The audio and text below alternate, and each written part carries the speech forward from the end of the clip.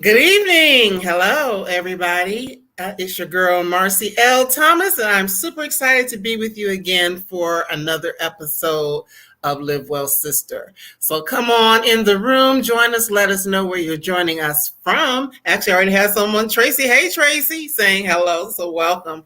Welcome. It's a pleasure to have you here. I am joining you from the outskirts of ATL. So I am super excited to be here and just be able to share some things with you from a sister who's actually on the other side of the country. So it's going to be really exciting to hear what she has to share with us. So for those of you who have ever really wondered, what is the deal with the cycles that we have as women? By cycles, I mean menstrual cycles. And, what happens during the time that you're having a cycle and even what happens with you afterwards. So that's what we're going to be talking about tonight, how to rock with your menstrual rhythm. Okay, we got Tracy is in Vegas. Welcome. So by means of introduction, let me introduce you to Dr. Carmen. She is a facilitator, educator, and founder of Period of Empowerment. She's committed to helping girls and women understand how impressive they really are. She holds a Ph.D. in psychology, is a tenured professor, as well as a graduate of the California Black Women's Health Project Advocacy Training Program. Can't say that too fast. Dr. Carmen has been a featured speaker for conferences, women's organizations, and educational institutions. She pours her 25 plus years of teaching, counseling, and training into supporting power parents and community influencers, raising Black girls, facilitating empowerment camps and workshops, and helping to lead the culture shift around menstruation via her Power to the Period and Daring Daddies of Daughters workshops, along with the Rock Your Menstrual Rhythm, which we'll be talking about tonight. So without any further delay, welcome to the room, Dr. Carmen. Welcome. Hello. I'm so I'm so excited to have you here. Welcome to the space. Thank you. Well, I am recognizing that us sharing the space together has been divinely ordered. So I feel blessed to be here. Yes. And, we connected on social media. So a lot of people think that social media is a bad thing, but actually it can be a good thing because it gives you the opportunity to connect with people that you might not meet otherwise. Absolutely. Right. So, well, first and foremost, I want to ask you, how is it that you got into this work? Just talking about girls and women in their periods and also helping men to support the women in their lives. Yes. Well, so as you mentioned, my educational background and training is in psychology. So it's funny, as a child, I grew up being very quiet. So I think I was a natural listener because I didn't say a lot. So and people gravitated to me, to share. And so I think I've just been a natural, listener and observer. Quiet folks are definitely observing dynamics and what's going on. And so, as I moved forward in my training and in my teaching, as you mentioned in the intro, I'm a tenured professor. And so I started teaching psychology of women and really sort of delved into the experiences of women that aren't given a whole lot of attention, frankly. And I think that's probably what really got, started me down this path. And from there, I just really, really, it became clear to me that a part of my life's purpose Mhm. is to support girls and women. Men and boys are a part of that equation. Right. But that is really my life's purpose, to do that. And I have chosen this aspect, one aspect of the human experience of Right. menstruation. And we'll talk a little bit about menopause too. Um, and that is essentially the catalyst, the jump off point, because both of these experiences can really be signs for self care. One of Mm. the challenges, yes, one of the challenges is that we're missing the signs and we haven't been taught to use them as signs for self care. Wow. Yeah, I can't wait to get into that because, we just, I'll speak for myself. And everybody who's watching, if you haven't been here before, please know that you can ask questions in the comments. We love this when it's an interactive experience. So please feel free to do so. Leave your questions and comments. But, just off the top, when I think of it, I'm like, well, it's just something I got to go through because I'm a girl, I'm a woman.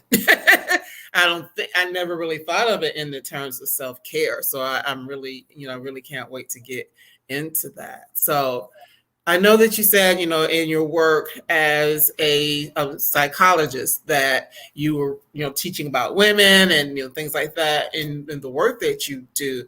So what was it, or why do you think that there are stigmas as it pertains to women and our menstruation in general? Yes, this is a wonderful question because the stigmas are deeply rooted.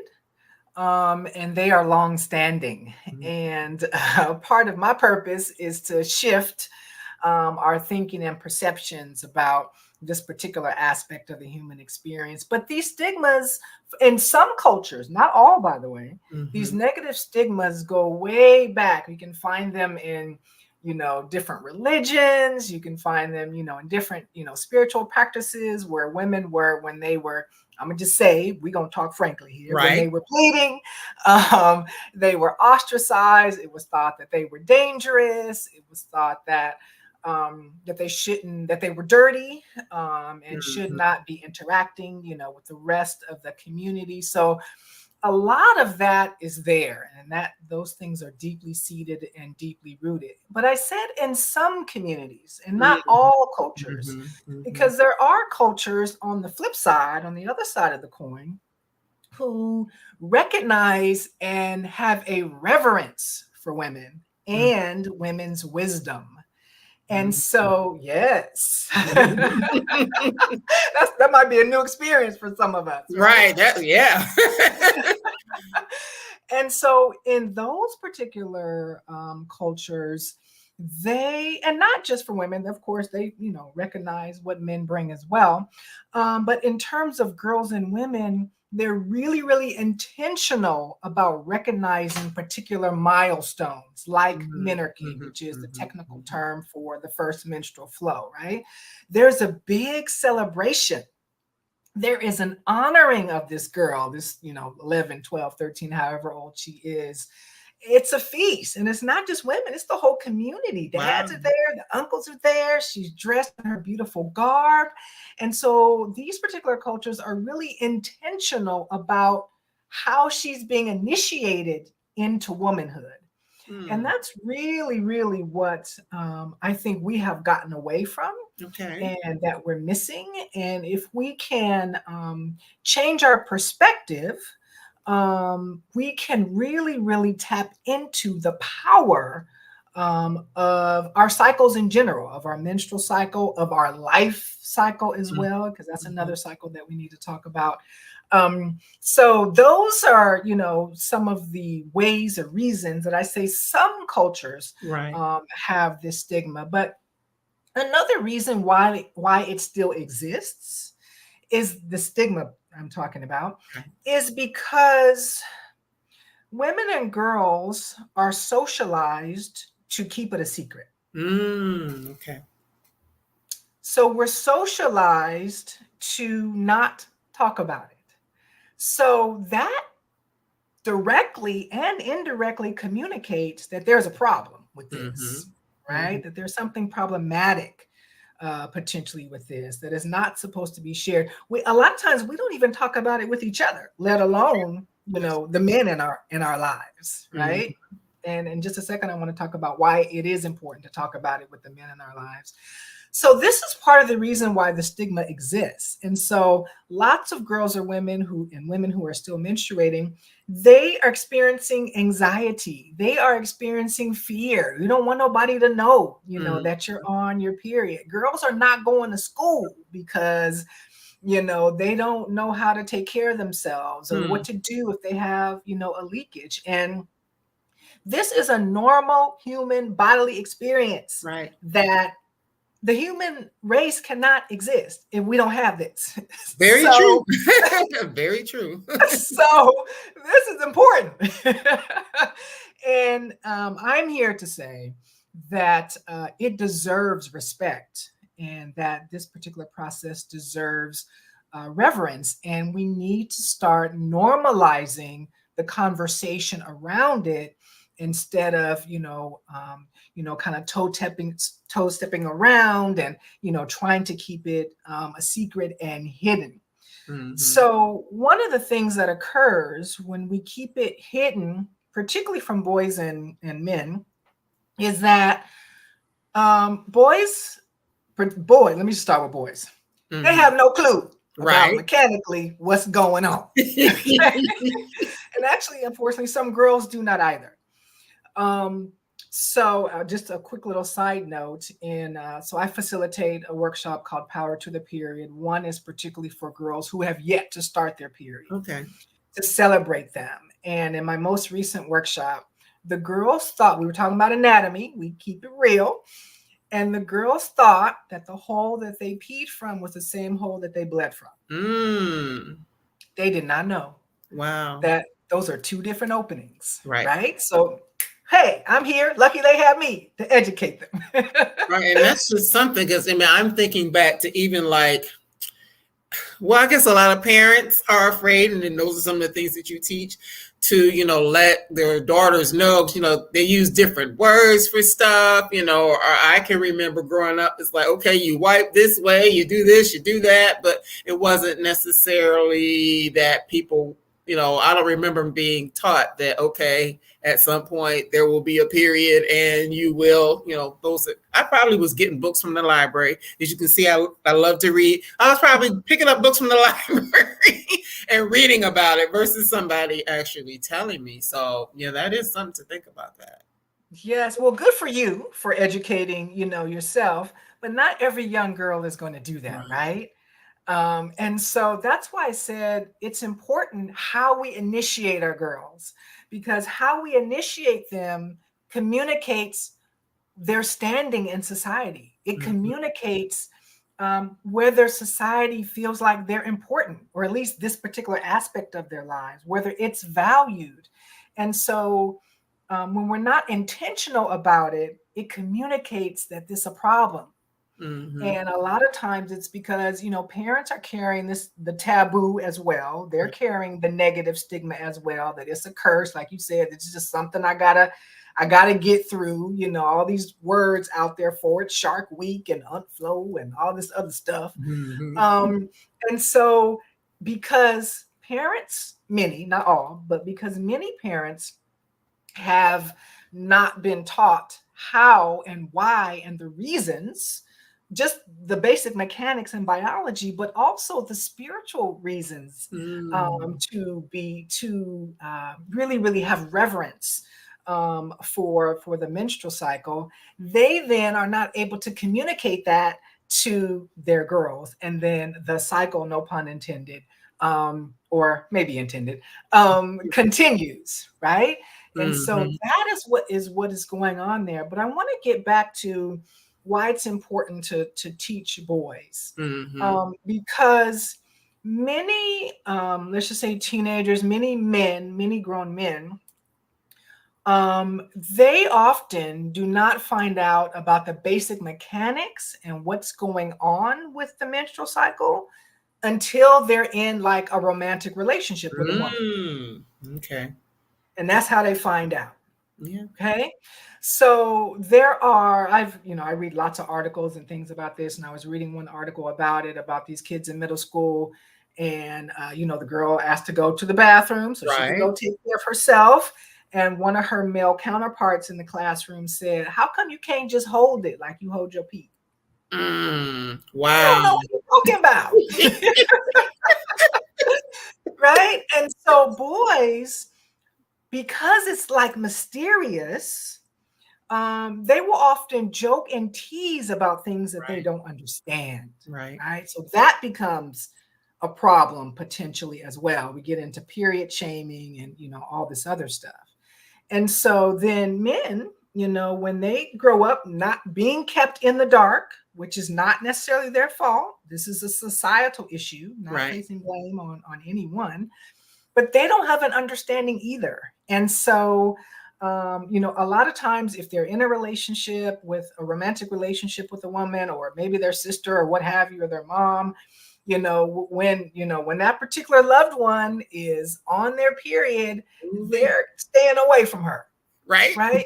Because they don't know what to do. They don't know what to say. They don't know how to be Mhm. supportive, right? And so this is why it's so important, one, for women to understand the entire cycle. Is 4 phases of the cycle. It's not just you on your period or you off your period. Okay, it's 4 phases. And there are different experiences in each of these 4 phases of the cycle. So we want to learn that first so that we can communicate to our loved ones what's going on Mhm. and what type of support that we need. Right. Because there are plenty men out there who want to be supportive, they just don't know what They to don't know do. how. They don't know how. Right. Yes. Well, we have a comment. Then I have one last question. Then I'm gonna let you dive in because we all want to know what these 4 different areas are. So there's a comment that we have from Tracy who says, "I'm from an older generation, and luckily I was educated by my mother and grandmother. I made sure to educate my daughters as they were growing up. I gave it to them straight." All right. Well, that's Yes. good. Thank you, Tracy. So Thank you. wonderful to see Yes, you. that's so important. And I have one last just question slash comment because I do know that you deal with a lot of like Black girls and their families. And just talking about a period and starting a period because Black girls are adultified, and that might not be the right word, but you know what I'm trying to say. The adultification of Black girls, that Mhm. oftentimes, do you think that some of the challenges come in because now it's like, oh, people think you're going to be fast, or, now you can get pregnant, things like that, that may play a factor in the attitudes that people have towards young women starting their cycle? Absolutely. So I often talk to grown women about their experiences of, when they started their period and what that was like.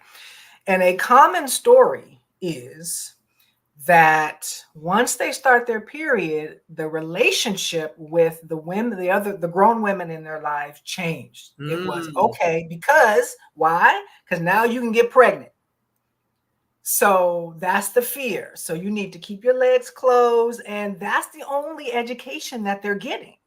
Maybe they'll get some education about, the different period care products that are out there, maybe, but there are some girls who are not even, getting that. And so that is, part of what is going on, that there's not a whole lot of education that's happening.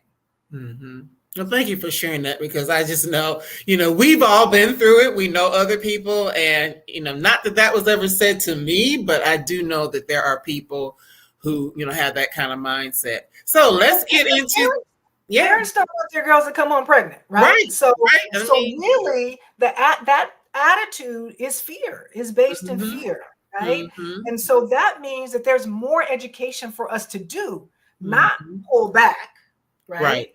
We need to lean in and let Mhm. our girls know what is going on. They need to know the anatomy. They need to know what's possible. They need to know how to take care of themselves. So a lot of that, that attitude comes because, when you're going through puberty, you get a little more shapely, get a little more Mm-hmm. curvature going on, Mm-hmm. and you can get pregnant. And of course, it's natural that they're going to be eventually interested in romantic relationships. But that's why we got to step in, not step back. I Right. know that's So right. Give it to them straight. Give them the information so that they can be able to make the right choices. So, one more absolutely. comment, then I want to hear about these 4 cycles, these 4 stages. So, Yes. comment with my daughter, we treated it as a coming of age, so it's celebrated. Yes. Yes. Yes. Was Mm-hmm. that D? Thank you, D. I'm so glad that that was your perspective and that was your approach. And I'm hoping that, that's what a mindset continues to spread because, then D's daughter feels and sees and experiences that she's important. Mm-hmm. And that is a lot of what we're missing when we don't intentionally mark the milestone with a celebration and the beauty of womanhood. Mm-hmm. Well, thank you so much. Now, let's get into these stages of rocking with our menstrual rhythm. I'm really excited to hear that. You see, I'm like, woo, Yes, I love them shoulders. woo, I'm excited. I really want to know. So let's break this into two parts. So let's first talk about women and girls who are still menstruating. And then, if we have time, the second part, we can talk about women like myself who are no longer Right. menstruating and they're, Mhm. they're still cyclical and can tap into these cycles. Okay. All right. So I'm going to take you on a journey as we go through these particular phases. So, as I was mentioning, we are definitely cyclical, meaning we operate in cycles. And if you think of the seasons of the year, that's a cycle, right? Spring, summer, fall, winter. We know what cycles are. We recognize the cycle of the seasons, out there. But we also have these 4 inner seasons as well that we can equate and almost match up with the outer seasons or cycles of the season. So here's the journey. We're about to go literally on a cycle. All right. So in this particular cycle, we're going to start with winter. Okay. And so during winter, if you think about the season of winter, is cold, is dark longer, we want to stay inside more. We want to eat more comfort foods, Mm, and things that are warm and just, kind of comfort us. So winter is associated in terms of our menstrual cycle with the menstrual phase. That's when you are actually on your period. okay. Okay. So I'm going to also weave in counting the days because it's important for people who are menstruating to track their cycles as well. And I want to come back to that in a minute. So the menstruation phase, you start that on the first day of your bleed, okay? And so that usually goes, and everybody is different, but I'll Right. just use sort of a general 28-day Right. cycle. So that's roughly days 1 through 5, somewhere in there, right? It could be different for everybody. So because that's equated to winter, that is the time for a lot of people to go inward, Mm, to scale back, to relax, to not be as busy, right? People who, when they're in the winter phase or the period phase, will feel, not everybody again, but right. may feel tired. So it's time to get more rest. So, in terms of our life, because sometimes we get praised for how busy and chaotic, our Mm, lives are, which right. I reflect with sickness. But and so that's not nothing to praise. So we want to be very, very careful, particularly when we're in the menstrual phase or the winter phase, because we want to scale back and rest, not Mhm. not push it if you don't have to. Right. So we take a look at our calendars and plan accordingly. Right. I don't need to be at all these social functions. Let me scale it back or let me not go to any of them Mm-hmm. And let me be okay with communicating that with other people. I'm going to take some time for me right now. I'm not gonna go to this, or thank you for inviting me, but I'm going to decline. Okay. And whole nother probably episode on your podcast. We don't have to give a reason. Okay. Right. Oh, side note, not about the period, but I'm starting to get good at that. It's like, no, I'm sorry, I can't make it, and we'll leave it at that. Yes.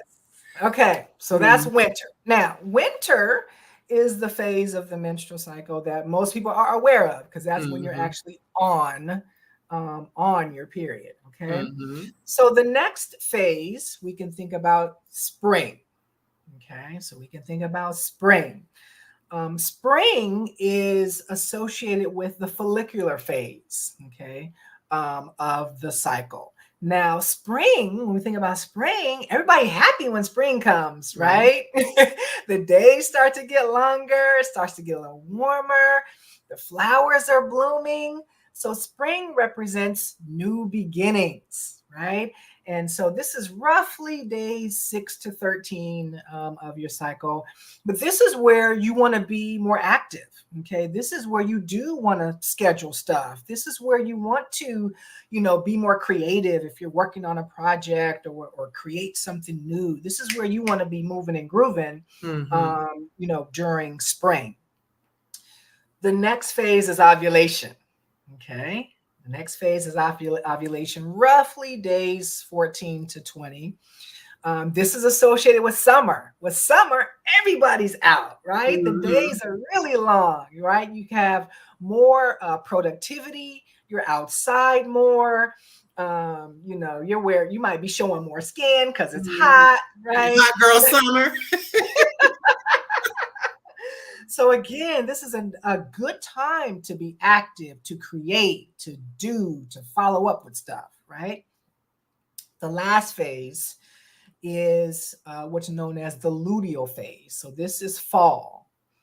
Now, I want to spend a little time here because this fall phase is where that stigma of PMS comes in, Okay. okay, or premenstrual syndrome. So I would like to reframe that PMS to premenstrual self care. Ooh, okay. Okay. There's the self care. All right. So this is fall. So what's going on in this fall phase um, is that we're beginning that time to retract. Okay. When you think about fall, fall is like harvest, and some cultures have like fall celebrations where they're celebrating, all of their accomplishments. So this is a time to really start reflecting about how things went for you over the previous, 20 days or so. What were your accomplishments? Let's honor that. Let's acknowledge those accomplishments. Um, and it's also a time to acknowledge what's not working and Mm, to consider releasing it, right? So mm. this fall is a time to declutter. And when I say declutter, I mean ridding ourselves of toxic people, places, and things. Ooh. Let's Okay. let that settle. Let that. So Mm. usually when we talk about declutter, we're talking about our physical space, which that's important. Get rid of all those papers and the clothes you don't wear, and all of that stuff, right? But we also need to declutter ways of thinking that are not working for us, behavioral patterns that are not working for us. We might need to love from afar people who drain our energy. Ooh, child. So this is why I wanted to hang out at the luteal phase, because this is a very important phase that many of us are missing. This is a time to Mm. self-reflect. So if you can just imagine, Marcie, if people acknowledge these four phases and honor each one, just how amazing that would be. Just if you planned your schedule around, Mhm. these four phases as much as you could, your awareness about it makes you more powerful. because you're not, working against your flow, working against your rhythm because you don't even understand that there is a rhythm. Instead, you rocking with that rhythm. Okay. Okay. Well, we had a question, and actually, it makes me think about my own self. How do you talk to women and young girls who have irregular menstrual cycles? I was one of those people, unless I was on some type of birth control, it was all over the place. So, how do these same things into play if it's a person who has irregular cycles? Yes, this is a great question. Of course, you want to be in communication with your MD, OBGYN, right? Just make sure, rule out, because the menstrual cycle is often thought of, well, for those of us in this industry who are advocating positive mindsets around menstruation, we consider the menstrual cycle to be another vital sign. So just like you take your blood Mm, pressure, or just like your heart rate, all of that, like this is something for you to pay attention to. So you definitely want to, see your doctor, tap in, rule out anything that, that might be going on. So after you have done that, if the cycle is irregular, so this is where that tracking comes in that I mentioned before. So everybody should track. It becomes even more important when the cycles are irregular, because even in the irregularity, when you track, you might see a pattern somewhere. okay. Okay, you might see a pattern, and when I say track, I'm talking about tracking how you're feeling physically, how you're feeling spiritually, how you're feeling emotionally, right? In each of the four phases. There is a beautiful cycle, it's called a cycle tracking journal. Now, this is comprehensive. You don't have to have that. You can have a little notebook or whatever you need, but you also want to be tracking what you're eating, what you're drinking as well, because what we consume can have a huge impact on how we experience our cycles. So, after you've done some tracking, and I would say you need to do it at least 3 months, right? I mean, you need to continue, but you can assess, after those first 3 months, see if you're finding any patterns, whether it's food or whatnot. If you're still not finding a pattern, then we can begin to use the moon as our guide, right? Mm. And so that takes us right to talking about cycles for women who are no longer menstruating, if we can go there. Oh, Uh, absolutely. so when we're no longer menstruating, we're not going to go through these particular phases, that I just described. However, we are still cyclical, and we can still use the wisdom of the moon to rock with our rhythm. So let me talk about that. So I'm gonna go through the same sort of order that I went through in part A. So let's go back to winter. Okay.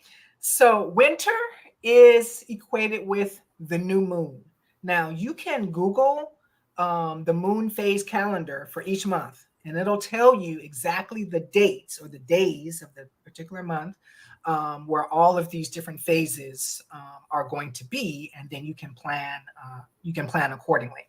So new moon. Okay, and so this is again time, just like for those who are still menstruating, this is a time to turn inward. Okay, this is a time to slow down a little bit. Then when we go excuse me, to the waxing moon, okay, the waxing moon, this is equated with spring, right? So this is when new beginnings, boom, boom, boom. Let me start shaking and moving. Let me start, using my amazing Black woman magic and, start implementing stuff, start creating ideas, making those phone calls. And then the next phase is going to be the full moon. This is equated with summer, okay? More doing, more creativity, more having fun. And then that last phase is going to be the waning moon. And so, again, it's time to start turning inward. It's time to honor our wins, honor our harvests, honor our accomplishments, and to reflect on those things that it's time for us to release, that are no longer working for us. So we can use that, the wisdom of the moon. Menstruation actually comes from a Greek and Latin word meaning moon, because they Mm. believed that women had power, and it was, connected to the moon. And we do indeed have power, especially when we're rocking with our inner rhythms. All right, we have another. Thank you. And I have another question, but I'm gonna show this one first. Now, Tracy's asking, is the rhythm moon disrupted by hysterectomy? Love this question, Tracy. Thank you so much. And the short answer is no. Okay. The longer answer is it doesn't have to, right? Now, we need to acknowledge what the feelings are going into a hysterectomy. Like, how are you feeling about this? Is this something that you want to do? Is this something that you don't want to do? What are the perceptions that you have around it? Do you feel like, oh my gosh, it's final. I cannot have any kids, even though I don't want no more kids, but I can't Right, have any more now. right. Really? It's, are you going into the hysterectomy feeling like, if you don't have your uterus, that you're no longer a woman? Like, there could be a lot of feelings going into that, which can impact how we feel after that type of surgery. So even though even if we have our uterus removed, the wisdom is still there. Mm. Okay, that muscle memory is still there. The wisdom of the uterus is still in our bodies, and so we can still use the wisdom of the moon that I was just describing, the new moon, right? The waxing moon, full moon, um, and still rock with those rhythms. And it's fantastic when we do, especially when you use it to help create healthy boundaries. Mm. Yeah, that's a big thing. When you said, I'm like, woo, is that just a cycle? Is that ongoing? It should be ongoing. So actually, that kind of leads to the question that I do have, is that some of these things, it sounds like we should be doing them all the time. So, like, say for the person who is, postmenopausal like myself, and I'm sure some of the other people that are watching, how do you kind of know when, I mean, the moon, of course, but is there something that we kind of feel in our bodies or in our spirits, or is there something that kind of lets us know that we're moving into a different phase? Yes, this is really good. So, yes, when we pay attention. So, that's why the tracking is important. So, tracking is just as important for women who are no longer menstruating as for Hmm. women who are, menstruating. I track, right? So, I pay attention to what I'm eating. I pay attention to stuff that triggers me, like what's going on? Why am I, feeling a little funny here? What are the fears that I'm having? What's triggering my excitement? Like, I track all of that, and then plan accordingly. So we may not have as much hormone fluctuation as women who are still menstruating. We still, of course, have hormones, but when we pay attention to what's going on, and that's why that journaling and tracking is so important. And you're right, Marcie. Like, what I'm suggesting is that paying attention to our rhythms is a lifestyle, Mm-hmm. Mm-hmm. right? Is a lifestyle. It is a part of our self-care. It is the guidepost for our self-care when we incorporate it. Mm. And it's interesting that you say that because, like, I'll use myself as an example, even though I haven't been tracking. So this is something new that you see. I've been taking notes. I'm not paying attention. I'm writing stuff down. But one of the things, there are times when I will be like, go, go, go, go, go, go, go, go, go, go. And there are other times where I cancel everything.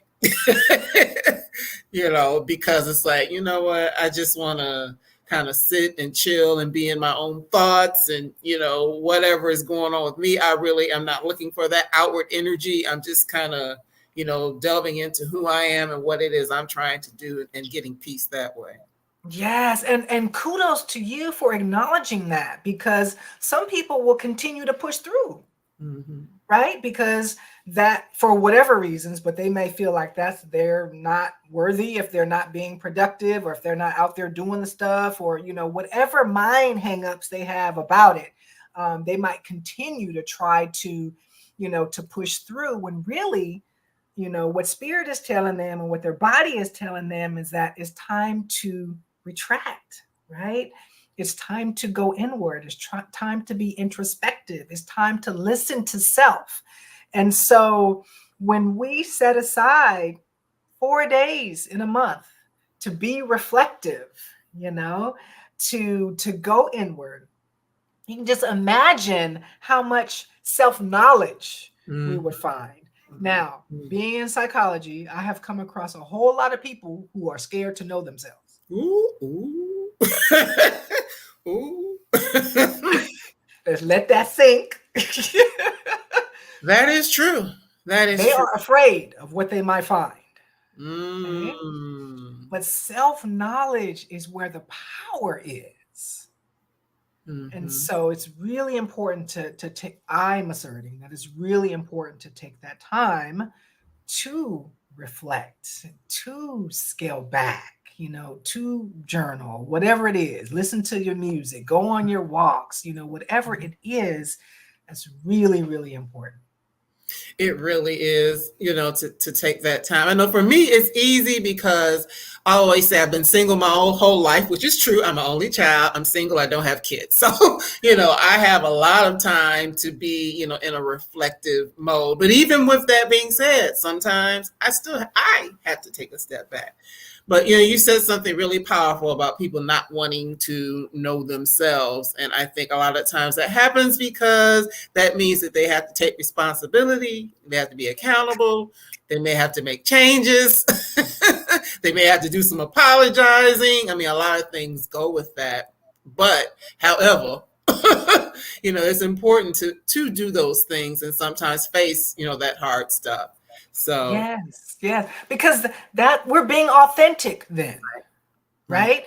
And when we're hiding from ourselves, when we're wearing the mask, we're not being authentic, and not being true to yourself is just not the way to go. It kills a lot of people, Right, right. It does. frankly. Mind body connection, it takes people out. It's a thing. It really is. It really is. I got a couple of comments, so I love it. So, was in perimenopause, no cycle, close to a year. First COVID shot and a return. Now it won't go away. Super heavy. Recently put back on the pill at 57. Making a test run. No known concerns. Any thoughts about that? Of course, there's been a whole lot of discussions around, the vaccine and its potential effects on our bodies. There's been a whole lot of discussion about its, impact on our hearts, and then also on our menstrual cycle. So I think the verdict is still out, about that. But was that D? I believe that was D that made that Yeah, comment. it's actually my best friend. Okay, yeah, hey sis. So D, I would encourage you, if you're not already tracking, to track. Like, it's even more important now. Okay, so just start paying attention. Just pick up a notebook, or if you want to do a voice recording on your phone, that could be, your tracking, and you can go back and listen to it, whatever method or system works for you, so that you can go back and either reread or re-listen and start paying attention to patterns and themes.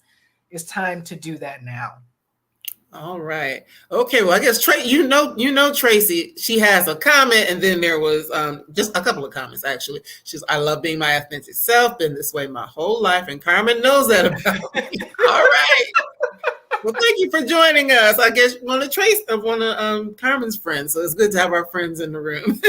The Yes, other yes. comment that she left was, at this point in my life, being over 60 and retired, it is all about self-care and taking care of self. I don't do anything I don't want to do. Yes. Snap, snaps. Ashe, That and so it is, Yes, Tracy. and I mean, that brings up a whole nother things. I know we're focusing on periods, but just us as Black women, we oftentimes feel like we have to do everything. We have to be everything to everybody. We have to serve on every committee, and I'm talking to myself, but we just feel like we have to do all of these things. So, in your work with Black women specifically, do you find that some of these concepts are hard for them to grasp because they are so used to just being in tune to others versus being in tune to themselves? Yes, absolutely. And so, in many ways, girls are socialized to be attuned to other people, okay? To not rock the boat, to make sure everyone's okay. And when girls are socialized that way, they grow up to be women who are that way, right? And so for some, it means being selfless, right? I Mhm. want it right. I saw that. I saw that look, Marcie. I'm sorry. No worries. That's the truth, what you just displayed, right? Being selfless, to be the one doll and end all, for everybody. The problem is with that is it's to the detriment of their selves. It's to the Mhm. detriment of their spiritual health. It's to the detriment of their physical health. It's to the detriment of their psychological health. That's where the problem lies. And so I love, Tracy, for saying, yes, I'm about, self care, setting healthy boundaries, because we need more models for that. Because when we have women who don't create those healthy boundaries, don't take time to self reflect, they're modeling that for the girls who are coming up Mhm. behind them. Mhm.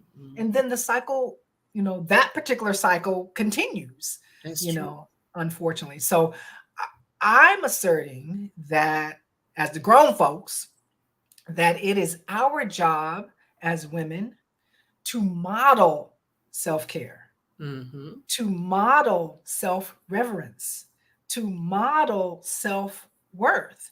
And so sometimes that means, well, actually, it does mean creating healthy boundaries. And if you haven't done that like before, like if this is a new thing, I'm still encouraging you to start, but be prepared for the backlash.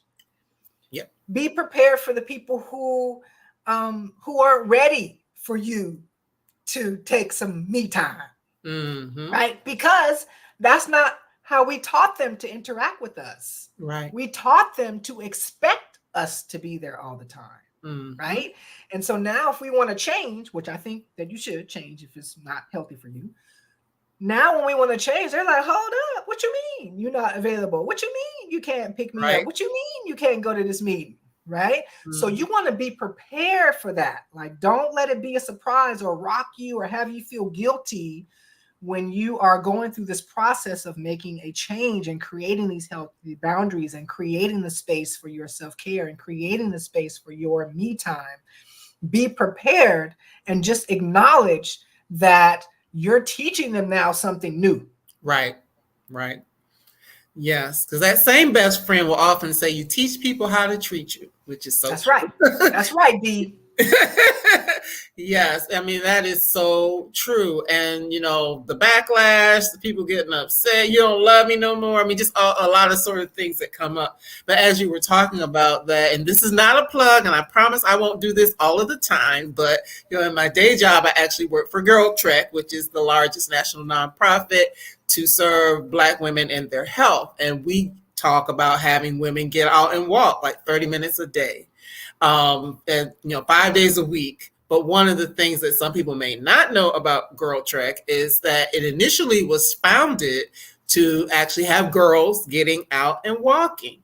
And the founders discovered that, well, wait a minute, how can we really help these girls if their mamas aren't reinforcing the same habits? So they flipped the script and made it something that's more geared towards women. And then we do serve as the models who, get out in our communities and walk and, do all of these sorts of things. And then our daughters and our sons and our husbands or, significant others see us doing that. So we are like that model to say, hey, I'm going to take this 30 minutes and go, walk because I need to do that. Or I'm going to go hang out with my friends on Saturdays and go walk, whatever the case may be.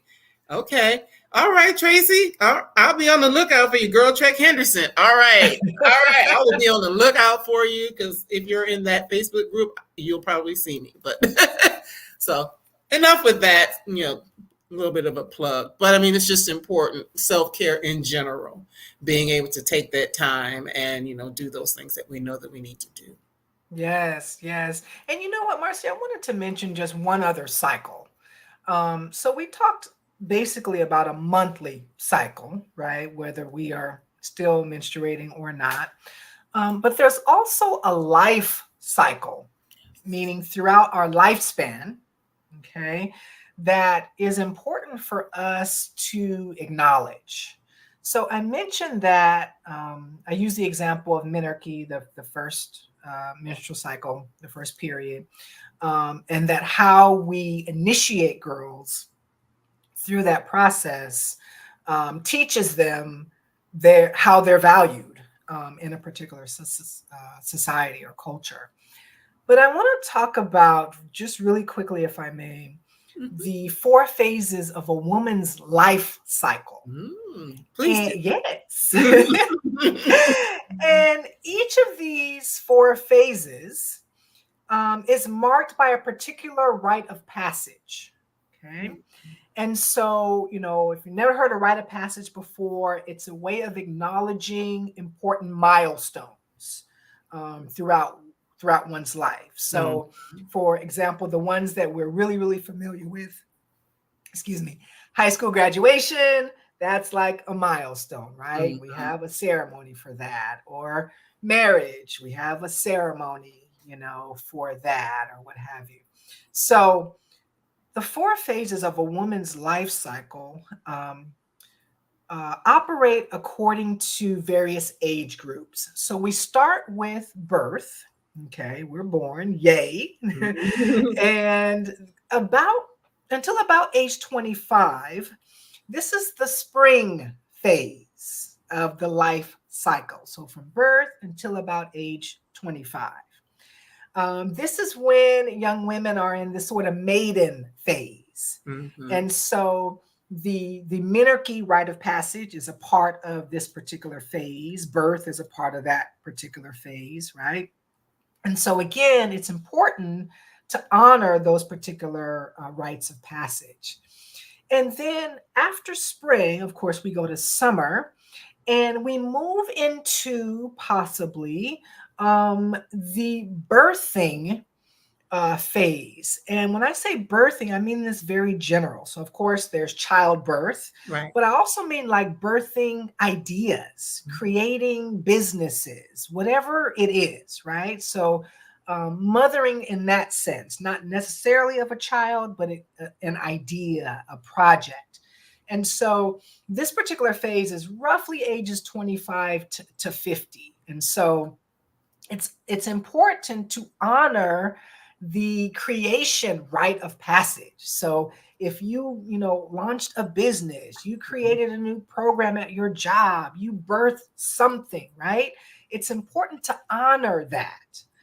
Then we get into the autumn phase, and this is the magic or enchantress phase. And this is roughly ages 50 to 75. So I'm at the beginning of this particular phase of myself. And so menopause is the rite of passage here. And menopause, I'm going to be emphatic, deserves acknowledgement, right? It deserves celebration.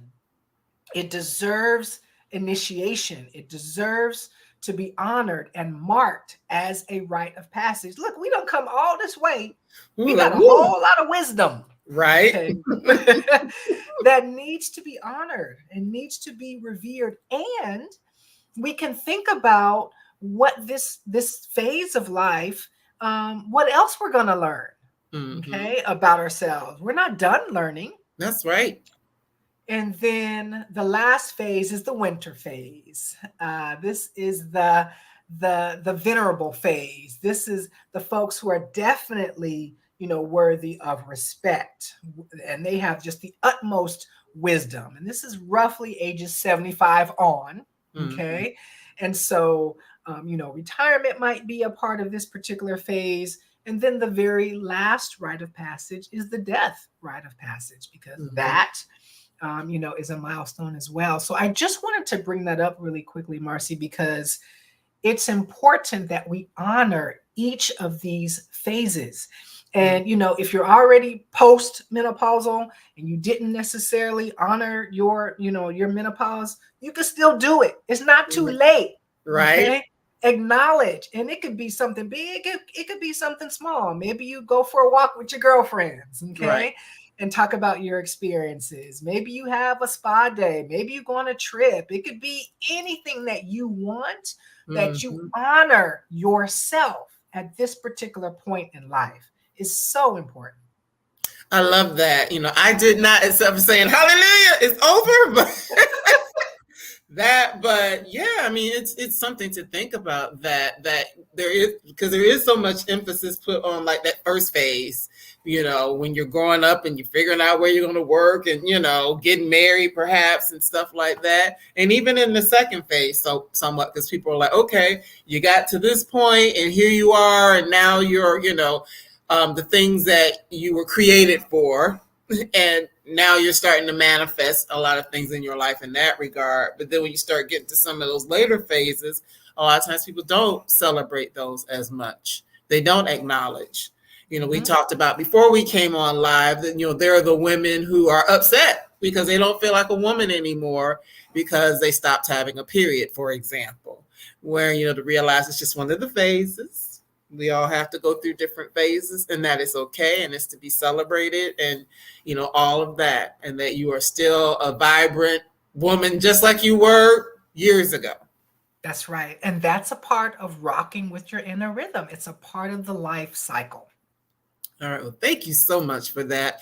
I hope y'all enjoyed it. I think you did, because I saw all those comments out there. So I appreciate that. So I just wanted to bring up a couple other things because we're actually at time. So, like, if you go, when I was looking at your website, I see not only do you talk about the different classes that you offer and things like that, but I also see that you have safe period care products on your site. So, talk a little bit about that. Yes, thank you for asking. So much for us to talk about, Marcie. There is. So for those people who are menstruating, it is so important that we use non-toxic, body-friendly period care products. And the reason that I say that is because there are toxins found in the more conventional pads, tampons, that have been linked to reproductive issues, that have been linked to period pain, that have been linked to some cancers. And so the research is mounting against these. And so I'm a strong advocate for those products that are body friendly, that are eco friendly Mhm. as well. So that I'm so glad you brought that up, because that is something that a lot of people are not aware of. That the type of period care products that you're using can impact your period. Mhm. Okay, can impact your body in general. So just something to make note. Okay. Oh, we have one last quick question. Why do women in a single household tend to sleep with one another or work together or whatever the case may be? Why does that happen? Yes. So honestly, Dee, thank you for that question. I do not know the mechanics of that, but I'm gonna just be frank. I don't know the mechanics of that, but I know it's real. I know Mhm. it's absolutely real for women who live together, and their cycles are in sync. And In many ways, I see that as like so amazing because, they can, if they're aware of the different phases of the cycle, they can be supportive of each other. I recently watched, I know we had time, I recently watched You're fine. this movie called The Red Tent. I don't know if you've heard of this, Mm-mm. but it's a biblical story, actually. I love biblical stories. So it's a biblical story of Dinah, and Dinah is the daughter of Jacob. Okay. And we don't really hear a whole lot about Dinah Mm-mm. in the Bible. Um, but anyway, so this movie, The Red Tent, is based off of a book of the same name. And it does a beautiful job of talking about how women, at least in Dinah's community, um, they, at the new moon, they would go into the red tent. Oh, Tracy has seen it. They would go into the red tent to bleed together, to support each other, to Mm. uplift each other, to encourage each other. So this is women really feeding, into each other and supporting each other. And that's another thing that we really, really need to model for our girls. So the girls that are growing up in that community, that's how they roll.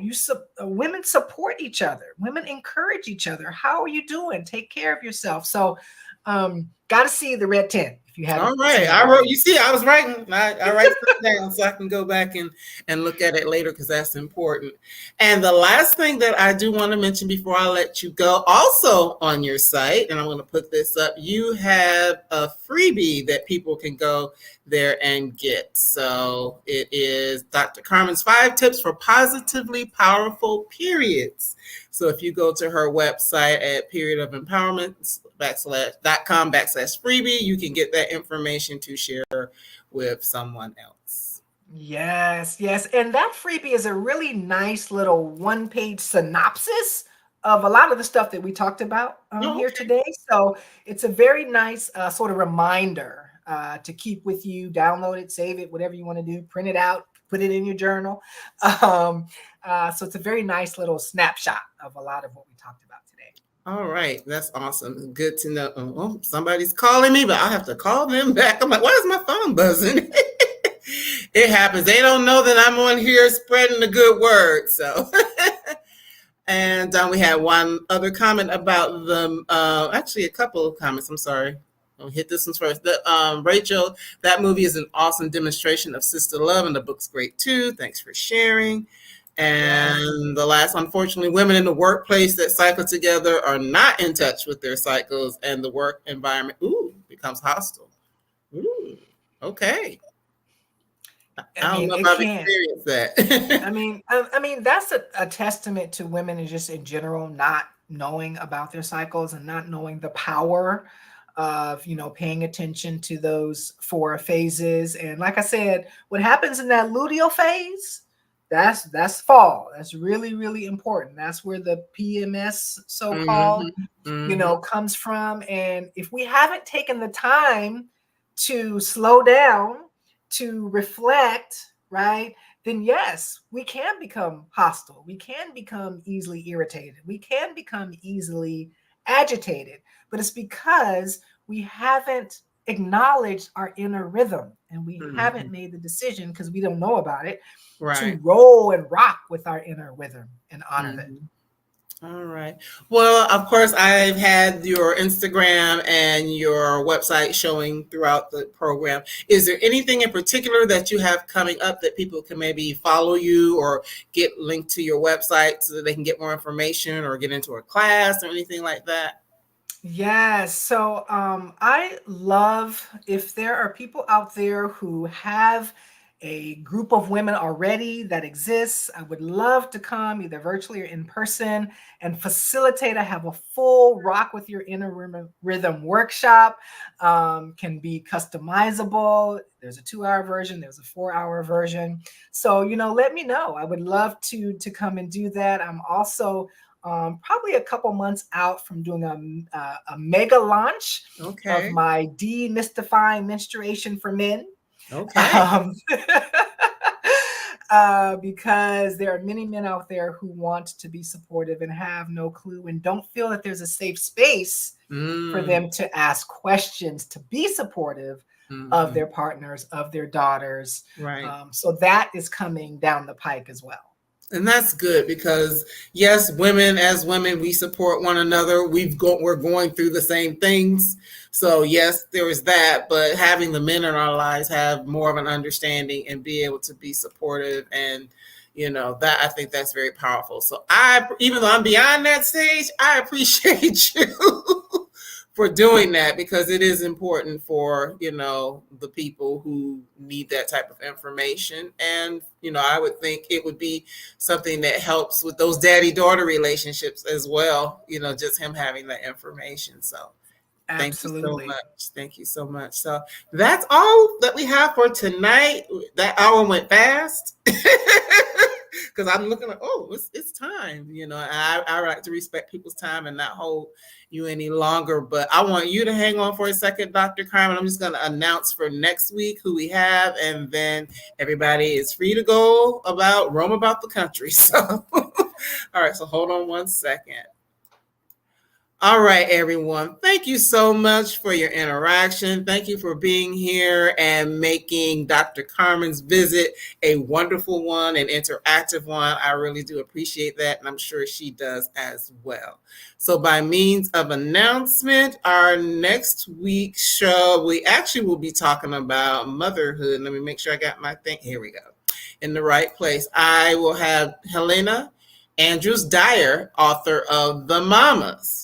And that book is basically about she's a Black woman living in the DC area and, gentrified DC and being in communication or having not communication, but being around a lot of mothers that aren't African American and just dealing with some of the things that play into how motherhood shows up if you're a Black mom, how motherhood shows up if you're not a Black mom, and how the two intersect. So that's going to be a great conversation next week as well for all the mamas out there.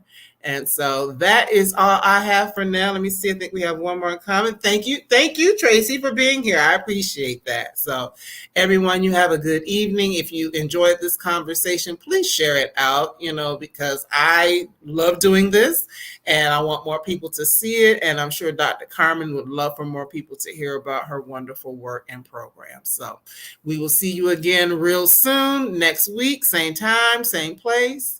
And in the meantime, please continue to live well, sisters. Have a good one. Bye-bye.